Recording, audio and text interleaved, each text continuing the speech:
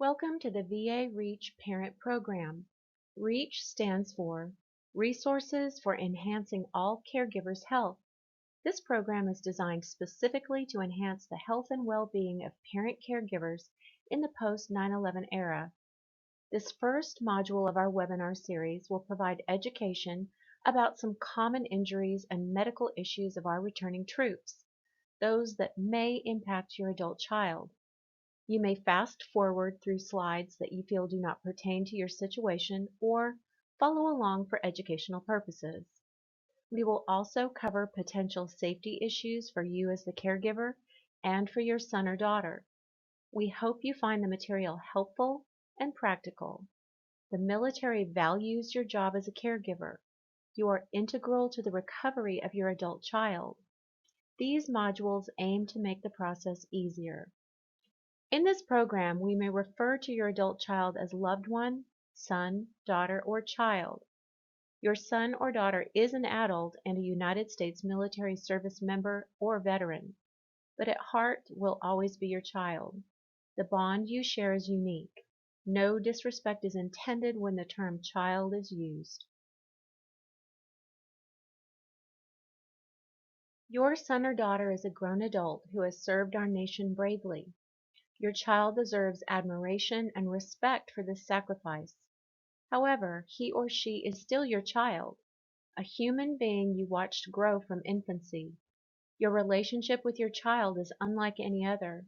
Your adult child may have sustained a serious or permanent injury. He or she may be suffering from a mental health disorder brought on by combat experience. It's very possible that your adult child may be struggling with a combination of issues. You watched your child go off on deployment whole and healthy. Now your child is changed. Not only does your child need to learn to adjust to and overcome new challenges, you and other family members do as well. Try to realize that family distress is highest during the first year of the transition home.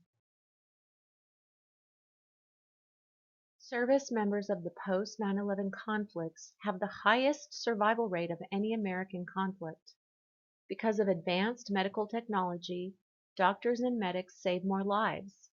This means that more troops are returning home with what may have previously been mortal injuries.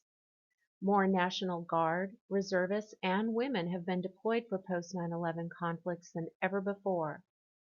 Much of the post 9/11 combat has occurred in the Middle East, specifically Iraq and Afghanistan. Troops here may have been exposed to harsh weather and living conditions, language and cultural barriers, and the constant threat of combatant gunfire and IEDs, as well as irregular and insufficient sleep. Many troops may have witnessed the injury or even death of their friends, as well as innocent civilians, in addition to enemy combatants. Your son or daughter may have endured prolonged anxiety and fear. These combat factors have long-term impact and take time to recover from. We will now address the most common injuries in our troops. The most common post 9/11 injuries are blast-related. These injuries include hearing and vision problems, amputations, severe burns, sleep disruption, and anxiety disorders. Chronic or intermittent pain can develop because of any of these injuries. Also common among our post 9/11 troops is post-traumatic stress disorder, which impacts our returning service members' emotional and physical health and the ability to reintegrate into civilian life. Traumatic brain injury has many levels of impact, as do spinal cord injuries and disorders. With these injuries, the impact runs from mild to severe. Polytrauma refers to the occurrence of multiple injuries and disorders which exist at one time. The VA offers multiple systems of care to meet the needs of our injured troops and has clinics devoted to treating specific injuries and disorders. In addition, most VA hospitals offer guidance in finding you and your loved one resources. Your child may have been assigned a care manager who can also lead you to resources for the following types of assistance: legal and financial, transportation, nutrition, shopping, assistive devices, support groups, compensation and pension, medical care and rehabilitation issues, respite care opportunities, and the National Center for PTSD. One common combat injury is hearing impairment, which is often caused by exposure to blasts or long-term exposure to excessively loud noises. Depending on your loved one's proximity to a blast, partial or complete hearing loss may have resulted. There are other hearing issues caused by blast exposure. Tinnitus is a persistent ringing in the ears. Distraction can lessen the impact by providing something pleasant to focus on, whether it be an outing or listening to soothing music that drowns out the ringing. Some people are helped by white noise. There are simple machines and apps that can produce white sounds such as running water, the ocean surf, rain, or even the quiet thud of a human heartbeat. Many sufferers find that practicing meditation helps with symptoms, and there are medications available that may lessen the symptoms, so ask the doctor if it is interfering with everyday life. In addition to hearing loss, inner ear damage may cause vertigo or the sensation of dizziness. The sensations may come and go or get worse over time. Because vertigo can interfere with balance, there is an increased risk for falls. When caring for someone with hearing problems, speak clearly and at an appropriate volume. Do not mumble. Speak slowly if necessary. Look directly at your loved one to indicate that you are speaking to him or her and not someone else in the room. Eliminate background noise such as the TV or radio, and avoid trying to have conversations in a noisy environment. Combat injury can also cause vision problems. There may have been a physical injury to the eye itself or an injury to the part of the brain that controls vision. Your adult child may suffer from blurred vision, double vision, trouble reading, and sensitivity to light.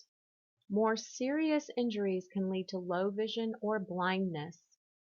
To assist someone with impaired vision, remove clutter and clear the floor space around the house. Keep commonly used items in one place, making them easy to find. Consider removing or moving items that cause glare, such as mirrors or glass items. You may need to use paint or brightly colored tape to mark light switches, doorways, stairs, or paths around the house. If your son or daughter previously enjoyed reading, audiobooks are now readily available online and at public libraries. There are also large print versions of most books available, and when reading online or on a tablet, you can expand the font as large as is needed. Losing one's vision is also a loss of independence. Remind your child to ask for help when needed and celebrate the things that can be done independently. Amputation is the surgical removal of a limb, such as an arm or leg, which is necessary when the damage to the limb is irreparable. Fortunately, advances in the development of prosthetics have made it possible for amputees to live normal and active lives if they do not also suffer from spinal cord injury. The advances in technology, physical therapy, and nerve grafting have created some prosthetics that are more durable, flexible, and dynamic than our natural limbs. Amputations can produce secondary issues. Skin problems can arise, especially where the body meets the prosthetic. Amputees may experience phantom pain, which occurs because the brain tells the amputee that the limb still exists. Losing a limb is a loss, and many victims experience grief over this loss. Acceptance of the situation may take time. Living a healthy lifestyle is extremely important as amputees get less active than they previously were. This can lead to weight gain, which can lead to other health problems, such as high blood pressure or diabetes. Encourage your loved one to exercise, to eat healthy, to avoid smoking, and to avoid alcohol. Returning to their prior level of fitness is optimal. A spinal cord injury or diagnosis can be overwhelming for both the survivor and the caregiver. It is important to learn about available resources and make plans for the future. Ultimately, you will want to learn how to keep your loved one safe and healthy. The spinal cord injury may be the result of a blast, an auto accident, or an infection. The spinal cord is the information highway of the body, transmitting signals from the brain throughout the body and back. The impact of your son or daughter's spinal injury largely depends on where in the spine the injury occurred, as well as its severity. Complications that can arise from spinal cord injury or disorder include skin problems. These occur from a lack of movement, friction against fabric and other surfaces, or even just pressure. Any breakdown in the skin can lead to infections. Persons with SCID may not be able to sense cold, heat, or pain, and because of this, they may be unaware of a scratch, blister, or injury. Those who cannot easily move on their own are the most susceptible to skin problems and may need to be taught to change positions periodically to avoid sores and ulcers, or have someone move them. Muscle spasms occur when reflex mechanisms controlled by the brain are impaired by the injury. Massage, hydration, and medications can help with muscle spasms. Lastly, urinary tract infections or UTIs can occur because the urge to urinate may no longer exist. The bladder may not fill or empty completely. Repeated UTIs can cause damage to the bladder, ureter, and kidneys, so be on the lookout for the symptoms. If you want to learn more about the resources available to your son or daughter and how you can help, 3 places to begin looking online are the websites for the VA Spinal Cord Injury and Disorders Services, My Healthy Vet, and the VA's Caregiver Support site. Some military doctors have labeled TBI, or traumatic brain injury, as the signature injury of post 9/11 combat. TBI and PTSD, both common acronyms for this combat era, are often mistaken for one another. They are not the same thing. They can, however, coexist. TBI occurs when there is a blow or jolt to the head. The severity of the symptoms depends upon the severity of the impact. TBIs often occur with polytrauma, meaning that multiple injuries have been incurred at once. There may not have been actual contact between any object and your adult child's head. For example, whiplash causes the brain to be shaken inside the skull and can result in brain damage or concussion. Concussions are considered TBIs and are very common. They can be mild, moderate, or severe in nature. Like most of the human body, the brain can heal from injury. Nerve cells, however, often take much longer to heal than other cells in the body. Brain injuries sometimes heal within 3 months. When permanent damage has occurred, your child may be prescribed therapy to help new parts of the brain perform tasks that the damaged part previously controlled. Lastly, injury to the brain can impact not only physical and intellectual functioning, but also emotional control, creativity, and your adult child's personality. These changes can often be more difficult to adapt to than the physical ones. Common mild TBI symptoms include headache, feeling dizzy, or being bothered by light and noise. TBI can also cause fatigue, leading your loved one to tire easily. It can also cause sleep to be disrupted and vision problems. If the injury was severe, it can cause paralysis, speech difficulties, seizures, decreased muscle coordination, and changes in sexual functioning. TBI can impact the ability to focus or to remember things. Judgment may be impaired, and the person with TBI may act or speak without thinking. TBI can cause a struggle to put thoughts into words and may cause slower speech than normal. There may be a decreased ability to function in social situations. Someone with a TBI may struggle when multiple people speak at once or too fast. TBI can also lead to personality or mood changes, even depression or anxiety. Being quick to anger or becoming short-tempered when the person previously was not is also a common side effect. Not all of these symptoms occur with TBI. They are only possibilities. With time and treatment, TBI symptoms will most likely improve even in an incomplete recovery.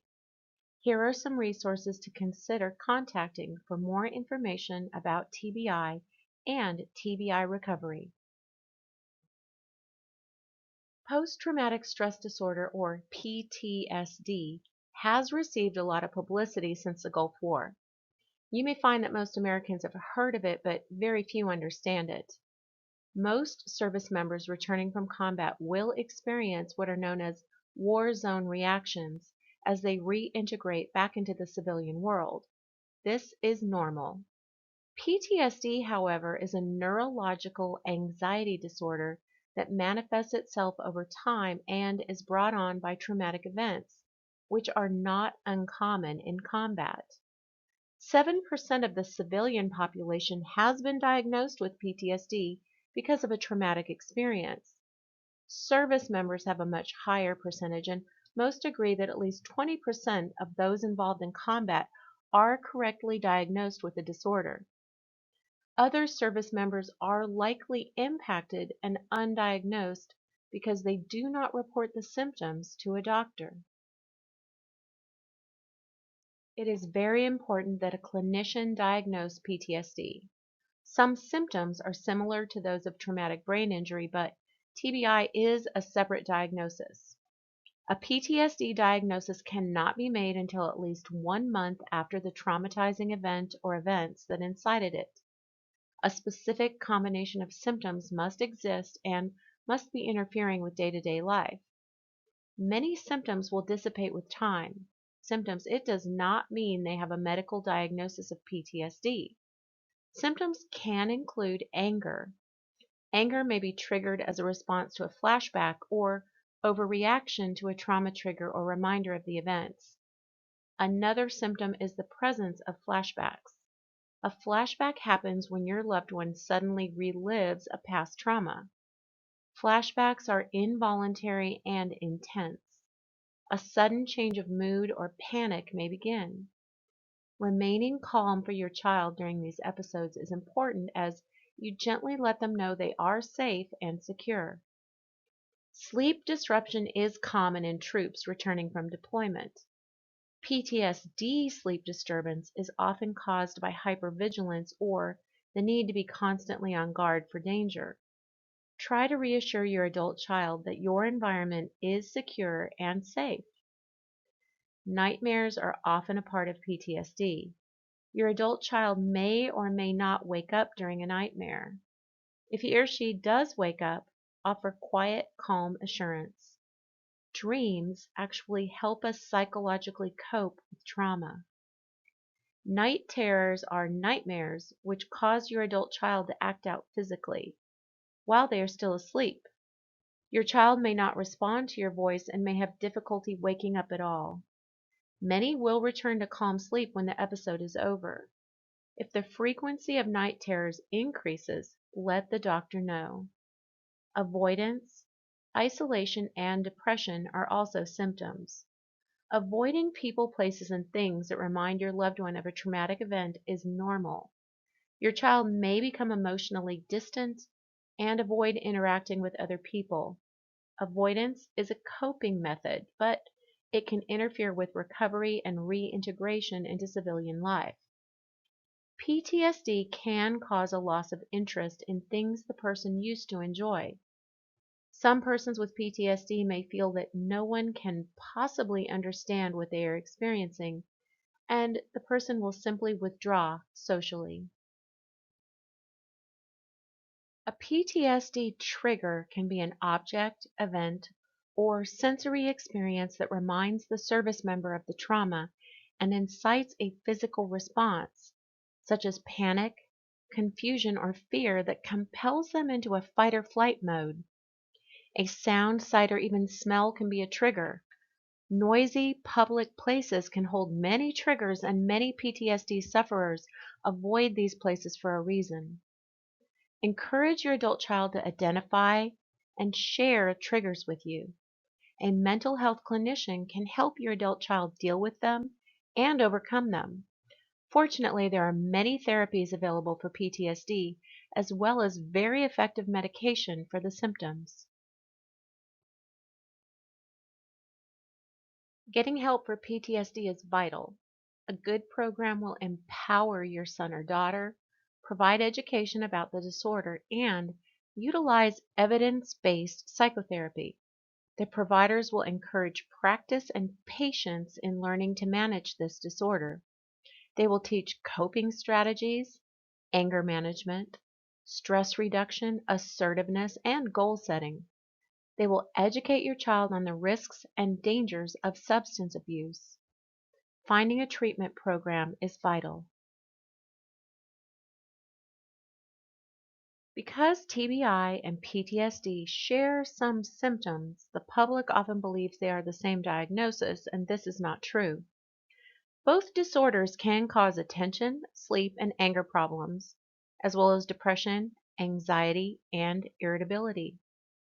TBI sufferers have more physical symptoms such as headache, hearing and vision loss, dizziness, and impaired thinking or speaking. PTSD's unique symptoms include hypervigilance or being easily startled, social isolation, nightmares, and flashbacks. Your loved one may have sustained an injury that limits mobility or the ability to get around. Spinal cord injuries and disorders are the main cause of this type of disability. Accessibility refers to access to a particular place or activity. Accessibility can be improved with tools and devices at home, at work, or in the car. By law, all public facilities must be accessible to those with disabilities and must provide preferential parking as well. Accessibility can be improved at home through structural changes such as installing ramps or rails. You may need to widen doors for a wheelchair or install electric door openers. Some changes may be as simple as arranging the furniture to accommodate your child's disability or changing the hardware on cabinets and drawers to make them easier to grasp. There are funds available for household changes, which we will address later in this module. When traveling with your son or daughter, call ahead to ensure accommodations can be made, whether it be with an airline, stadium seating, or a hotel room. Ask for what you need directly. First floor lodging is usually the easiest, and many rooms now have wider doors and bathrooms with rails installed for toilet use, as well as rails and seats installed for shower use. Planning ahead can make traveling with your loved one less stressful for everyone involved. Equipment and assistive devices can also aid in travel, movement, and completing everyday tasks. Your son or daughter's VA healthcare team can provide resources as well as equipment. Options include canes, walkers, scooters, wheelchairs, mechanical lifts, a hospital bed, or special mattress, a suctioning machine, handwriting tools, communication devices, reacher extenders, toilet aids, and prosthetics. They may also provide modifications for a car. Make sure to inquire about grant money available through the VA. Also look into the organization AbleNet that provides technology products for veterans, and EnableMart, also known as AbleData, that provides assistive devices including wheelchairs and communication devices. Depending on the disability, your adult child may have difficulty with bathing, grooming, or using the toilet. Difficulties with cognitive processes or depression may also impede the will to practice good hygiene. Some people are simply embarrassed to be naked or go to the bathroom in front of someone else. Being in pain, being depressed, and being extremely tired can make being clean seem unimportant. A warm shower or bath can help alleviate pain and putting on clean, soft clothing can be comforting. Encourage as much independence in the bathroom as possible, but help where needed. Make sure you have assistive devices installed if needed, such as bath mats, bath chairs, rails, nightlights, or a raised toilet seat. Even choosing clothing that is easy to remove can help. Avoid buttons or consider getting a button fastener. Your adult child may prefer to wear a bathing suit if you or a home healthcare worker is bathing them. Establishing a toilet routine may help if your son or daughter has bowel or bladder issues. Emergencies are easier to handle when you plan for them. You may live where natural disasters can occur like hurricanes, tornadoes, floods, or earthquakes. Staying calm and sticking to priorities are necessary. Make sure you know where the nearest emergency room or urgent care center is. Know where local shelters are located for weather emergencies. Create an emergency kit that contains copies of written prescriptions, copies of medical insurance cards, doctor phone numbers, contact numbers of friends and family, extra medication or supplies if needed. Natural disasters often lead to a loss of power, so include at least one flashlight with these items and consider a battery lantern. The Red Cross website has a list of items you can print to make sure your emergency kit contains everything you may need. Having a child who is medication dependent or who has limited mobility warrants an increase in your emergency preparation plans. If you have a loved one that cannot transport himself, it is important to have an evacuation plan to be prepared for emergencies. You will need to plan how you will get out of the house if necessary, where you will go, and how you will transport your loved one. Do you need to find friends or neighbors willing to help during these events? Staying calm and sticking to a plan can prevent unfortunate things from happening and may prevent you from becoming stuck in a dangerous situation. You may want to take your emergency kit with you in the event of an evacuation, so keep it in an accessible place. Discuss the easiest exit from your home and a second exit if you have one. Rehearse the exit plan. When you practice, you will be able to spot potential problems. If your adult child has medical equipment that is electricity dependent, consider purchasing a generator because many natural disasters cause power outages. You can also call the local power company to put yourself on a priority list for this reason. Driving post-deployment can be a risk even for service members who are not injured or diagnosed with a disorder. The type of driving called for in combat areas is erratic, fast, and avoids potential danger spots. Often there are no rules. Returning to normal, structured driving can be difficult. If your son or daughter is suffering from PTSD, TBI, or depression, driving may not be a good idea at least for a period of time to be determined by a doctor. Driving is forbidden with some medications that can alter response time and alertness. Someone caught driving on any of these medications can be arrested for driving under the influence. If necessary, you, the doctor, and your adult child need to have a serious discussion about the dangers of driving. Your adult son or daughter could be putting his or her own life at risk, as well as the lives of other people on the road. If you notice your child driving too fast, too slow, ignoring traffic signals and signs, or making slow or poor decisions involving distance and speed of other cars, there is an issue. If they signal incorrectly, hit curbs, become confused at exits, or get lost in familiar places, there is an issue. Many VA centers offer driver screening tests, as do most Department of Motor Vehicles or Transportation. If your loved one becomes confused, they may become lost. Keep a copy of important phone numbers in the glove compartment, along with important medical information and a cell phone charger.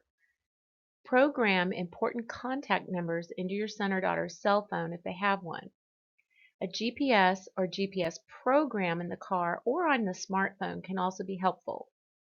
Your son or daughter may be able to use public transportation where you live, such as the bus or an inner city train. Today, many cities have businesses like Uber and Lyft who will pick you up at your home and let you know the cost in advance. You can offer to drive them places they want to go or enlist the help of a friend. Be honest. Tell your adult child that you are concerned about his or her safety. If the discussion about driver safety does not work, you may need to take steps to prevent your loved one from driving. Seek support from doctors and other people to back up needed driving suspensions. You can write a letter to the state with a doctor's letter included to ask that your adult child be evaluated for capacity to drive. Driving is a part of independence for most adults, and giving it up is difficult, so be compassionate. Being able to drive again may become an incentive for your adult child's compliance in the steps of recovery. Your first option may be to control the car keys. Hide them. If necessary, disable the car. You can remove the distributor cap or starter wire. You can also have a kill wire installed or just purchase a lock bar for the steering wheel. These driving intervention ideas are all options to choose from depending on your situation. Ultimately, the goal is to keep your loved ones safe. Driving is not the only safety issue post-deployment. Access to weapons can also be an issue. Your adult son or daughter may be unable to manage a gun safely because of physical injury. Perhaps more importantly, access to guns is not recommended for any individual recovering from TBI, PTSD, or depression. Your loved one might attempt to injure him or herself or even commit suicide.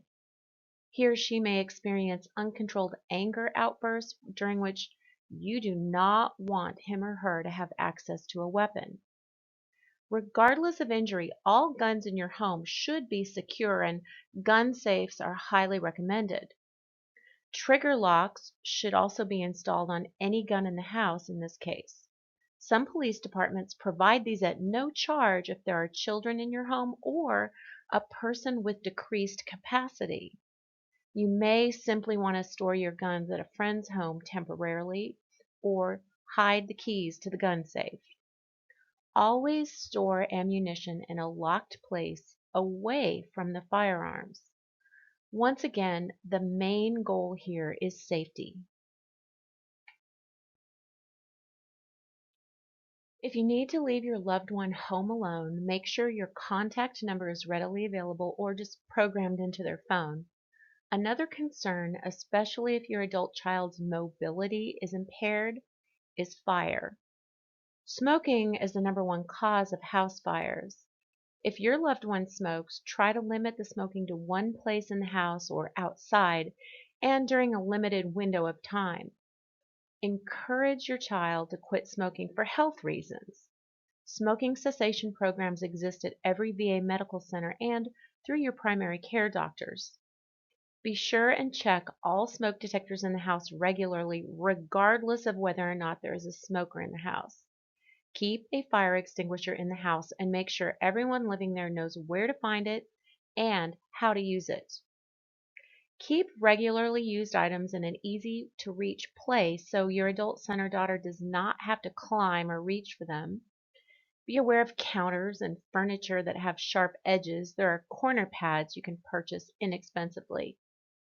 Tack down or remove loose rugs. Minimize clutter and check your floors for slippery spots. Proper footwear can also help avoid trips and falls. Safety around the home can often be difficult, but there are easy fixes to make it happen. If your adult child is using a wheelchair, there are other general safety precautions to keep in mind. Make sure the wheelchair seatbelt is used. Inspect the wheels for tread and air pressure and make sure they're locked in a forward position for any transfer. Check the hand rims to make sure they are smooth, as well as the seat for tears or rips that can become skin irritations.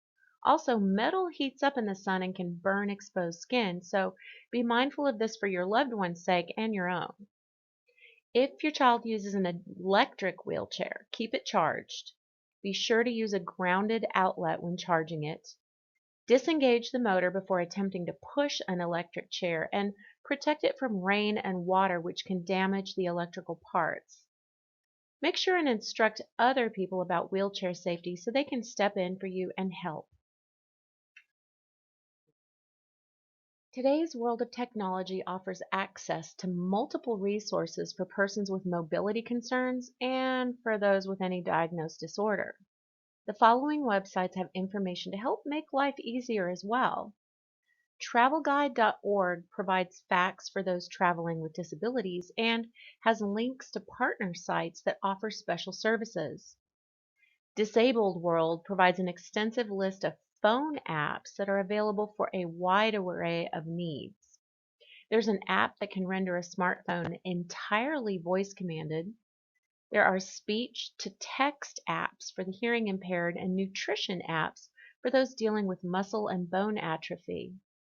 This site also reviews current laws, Social Security issues, loans, grants, and scholarships available for the disabled. There are links to sports and recreation opportunities as well. Parking Mobility helps prevent the unlawful use of disabled parking spaces, and FastMall provides accessibility maps for shopping malls and shopping districts across the country, helping you know where to park and the easiest routes to get around. This concludes the first module of the REACH Parent Program.